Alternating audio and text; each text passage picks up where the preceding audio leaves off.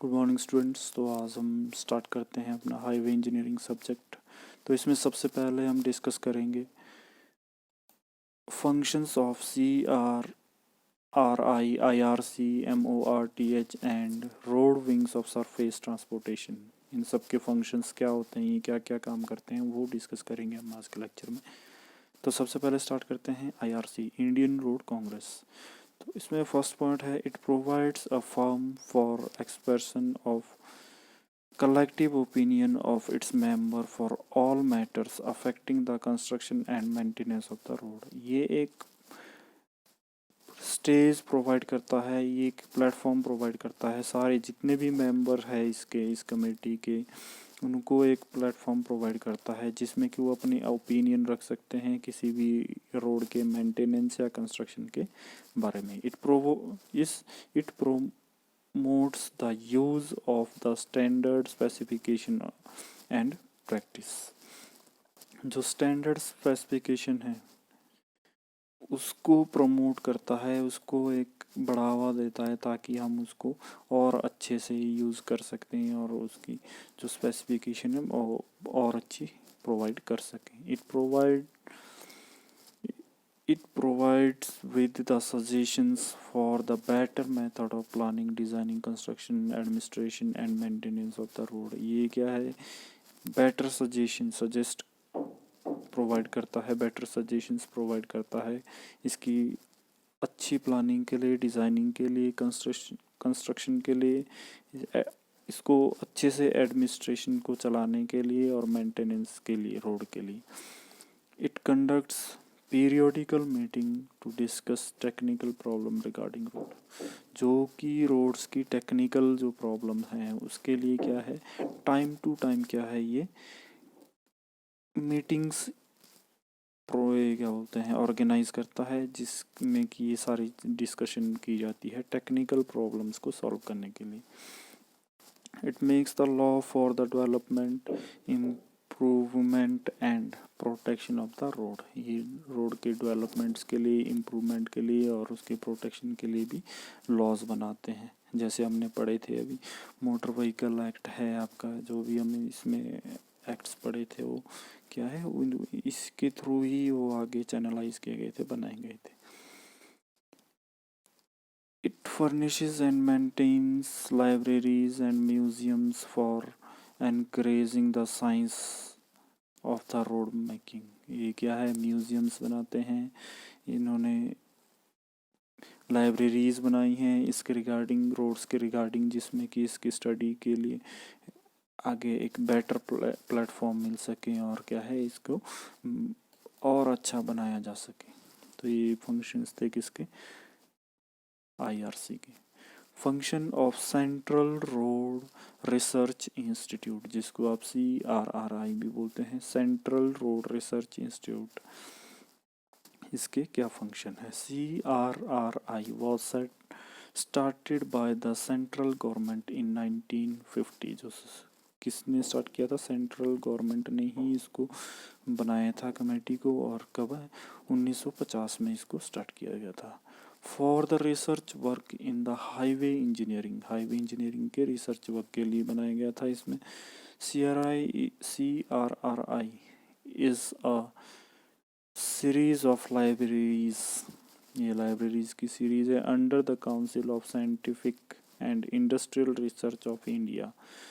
किसके अंडर है ये, council of scientific and industrial research के अंडर है। इसको बेटर बनाने के लिए बनाया गया था। तो इसके कुछ फंक्शंस है जो हम डिस्कस करेंगे। तो नंबर 1 क्या है, carries basic and applied research for the design, construction and maintenance of the roadways या हाईवेज। ये क्या है, बेसिक जो भी रिसर्च होती है, जो भी इसकी जो स्टडीज़ होती है, इसके लिए स्टडी करते रहते हैं, रिसर्च करते रहते हैं, इसके बेटर डिज़ाइनिंग के लिए, कंस्ट्रक्शन के लिए और मेंटेनेंस के लिए।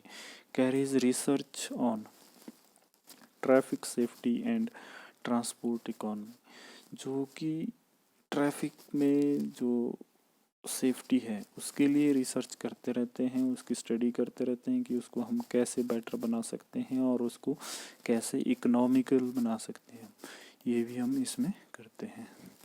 नेक्स्ट है आपका carries research on economical utilisation of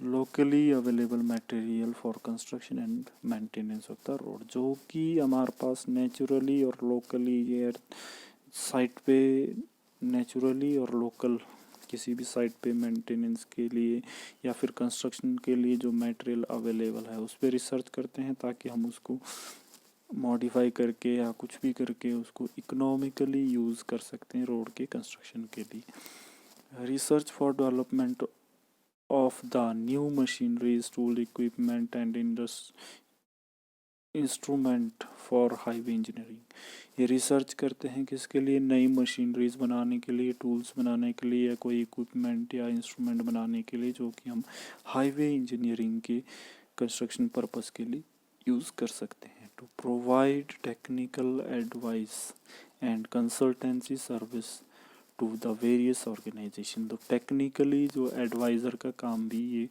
committee करती है, कंसल्टेंसी का काम भी करती है डिफरेंट ऑर्गेनाइजेशन के लिए। To provide library and documentation service, कोई भी लाइब्रेरी और डॉक्यूमेंटेशन सर्विस भी ये प्रोवाइड करती है हमारे CRRI। उसके बाद है road wing of ministry of surface transportation. जो सरफेस ट्रांसपोर्टेशन की रोड विंग मिनिस्ट्री है उसका क्या काम है। The road wing of the ministry of surface transportation handles the road matters of the central government. It is headed by the director general. क्या है, surface transportation को handle करते हैं ये, और इसका क्या है, सेंट्रल गवर्नमेंट के अंडर होता है। इसका जो हेड होता है वो डायरेक्टर जनरल होता है। The director general is assisted by 2 additional director general. Additional director general 2 assistant होते हैं इसके, 1 for road and 1 for bridges, जो कि एक रोड के इसमें एक्सपर्ट होता है, एक ब्रिजेस के मैटर में एक्सपर्ट होता है। A number of chief engineers, superintending engineers, executive engineers, assistant executive engineers और ये सारे इसके अंडर काम करते हैं। The road wing has a chief engineer for the north east region. North east region के लिए एक अलग चीफ इंजीनियर है जो कि कहाँ बैठता है, गुवाहाटी में बैठता है। इसमें SCs होते हैं, EECs होते हैं और इनके फंक्शन हैं जो कि हम डिस्कस करते हैं। तो फर्स्ट फंक्शन क्या है, to control funds provided by central government for the development of national highway. जो कि सेंट्रल गवर्नमेंट है, जैसे कि हमने बोला था कि जो नेशनल हाईवे हैं वो टोटली किसके अंडर है, सेंट्रल गवर्नमेंट के अंडर है। तो वो वही उसको कंस्ट्रक्शन के लिए क्या है, फंड प्रोवाइड करती है। तो उसको कंट्रोल करना है, उसका यूटिलाइजेशन कैसे करना है वो सब ये देखेंगे। To control the central road fund, जो CRF सेंट्रल रोड फंड है उसको भी कंट्रोल करते हैं, उसको डिस्ट्रीब्यूट करता है कि कौन सी चीज़ कहाँ कितना अमाउंट यूज़ करना है। To prepare plan for the development and maintenance of the national highway in construction with state PWDs। तो स्टेट PWDs है उनके साथ कम्युनिकेट करके, उनके साथ रिलेशन बिल्डअप करके जो नेशनल हाईवेज़ हैं उनको कैसे मेंटेन करना है, कैसे उनको दोबारा से कंस्ट्रक्ट करना है, अगर कोई करना है, जो भी उसमें मेंटेनेंस है तो उसको कैसे करना है वो क्या करेंगे, वो डिस्कस करेंगे। To oversee the technically the quality of work executed by the agencies, जो कि प्राइवेट एजेंसीज होती हैं जो वो काम करती हैं, वो उसको टेक्निकली चेक करना है कि क्वालिटी प्रॉपर है, क्वालिटी कंट्रोल है, डायमेंशनिंग पूरी है, जो हमने स्पेसिफिकेशन दी थी क्या उस टाइप से काम हो रहा है, वो सारी चीज़ें क्या कौन चेक करेगा, वो ये चेक करेंगे। To administrate matter regarding road research, जो भी रोड रिसर्च के रिगार्डिंग जो हमने CRRI में पढ़ा था तो उनको कौन एडमिनिस्ट्रेशन करेगा, वो सब यही करेंगे आपका जो मिनिस्ट्री ऑफ सरफेस ट्रांसपोर्टेशन है।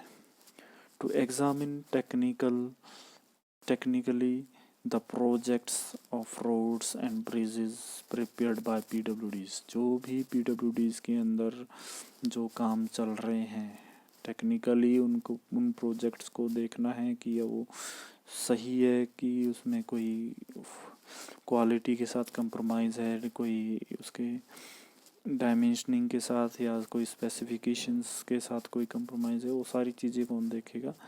वो देखेगा आपका मिनिस्ट्री ऑफ सरफेस ट्रांसपोर्टेशन के अंडर आता है। To administrate the central road programme other than national highway in the union territory, तो जो यूटी है, यूनियन टेरिटरीज है, उसमें भी जो प्रोग्राम है इसके नेशनल हाईवेज़ के जो भी एडमिनिस्ट्रेशन होता है वो इनके अंडर ही होता है, वो पीडब्ल्यूडीज़ के अंडर नहीं आता है, वो इनके पास अलग उसका ही होता है। उसके बाद है MORTH, ये इसकी फुल फॉर्म है ministry of road transportation and highway, ministry of road transport and highways. Mainly इसको हमने क्या है दो पार्ट्स में डिवाइड किया गया है। इसमें दो जो आपकी मिनिस्ट्री है रोड ट्रांसपोर्टेशन को नॉर्मली हम क्या है दो पार्ट्स में डिवाइड करते हैं। एक आता है आपका रोड विंग, दूसरा आता है आपका ट्रांसपोर्ट विंग। तो रोड विंग क्या होता है, रोड विंग क्या काम देखता है और आपका ट्रांसपोर्ट विंग क्या काम देखता है। Road wing deals with development and maintenance of national highway in the country, जो भी डेवलपमेंट है उसमें क्या डेवलपमेंट करनी है, क्या चेंजेस करने हैं, कैसे उसको अच्छा बनाना है, वो सारा चीज़ कौन देखता है, रोड विंग देखता है। उसके मेंटेनेंस करनी है वो सारी क्या है वो ये देखता है। उसकी क्या रिस्पॉन्सिबिलिटीज़ है वो हम डिस्कस करते हैं। उसकी क्या है रिस्पॉन्सिबिलिटीज़, नंबर 1 है प्लानिंग है, डेवलपमेंट है, मेंटेनेंस ऑफ नेशनल हाईवे, जो भी प्लानिंग करनी है, डेवलपमेंट करनी है, जो भी मेंटेनेंस करनी है वो किसके रोड विंग के अंडर आएगा।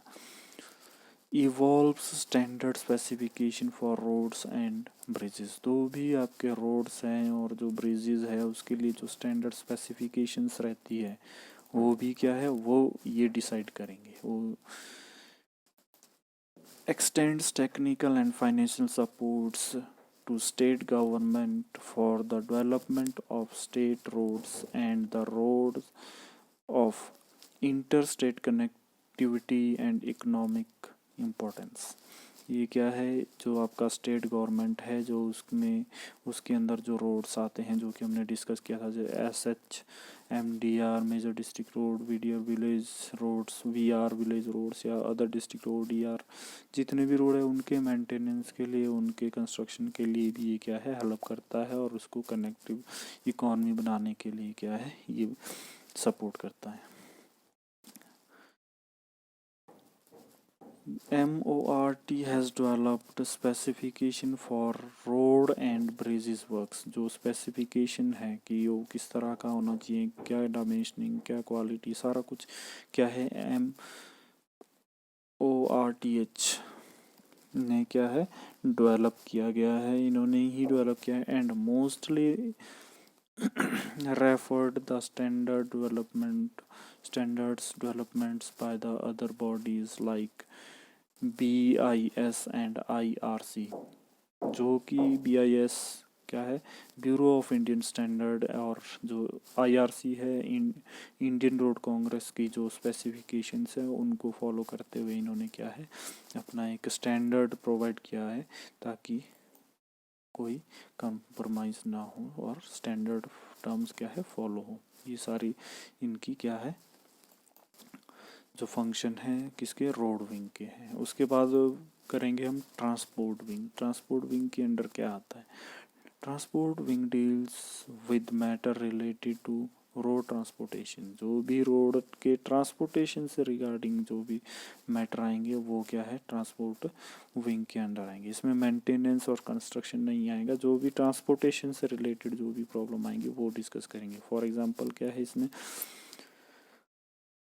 फ्रेमिंग मोटर व्हीकल लेगलेंसी and administration for the motor vehicle act 1988, जो कि मोटर व्हीकल में जो कि नेग्लिजेंसीज आ रही थी, जो भी प्रॉब्लम्स आ रही थी, उसके लिए रिगार्डिंग क्या है, मोटर व्हीकल एक्ट बना दिया 1988 में। Taxation for of motor vehicles, जो आपके मोटर व्हीकल्स है पहले इस पे टैक्स का प्रोविज़न नहीं था, तो इन्होंने क्या है टैक्स भी लगा दिया।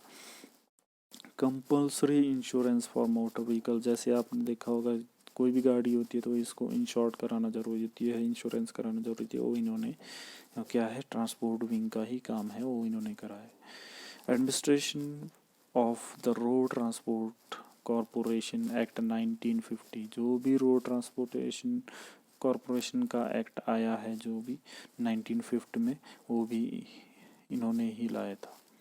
तो ये सारे चीज़ों के लिए कौन रिस्पॉन्सिबल है, ट्रांसपोर्ट विंग है। Promotion of transport cooperative in the field of motor transport evolves roads safety standard in the form of a national policy of roads and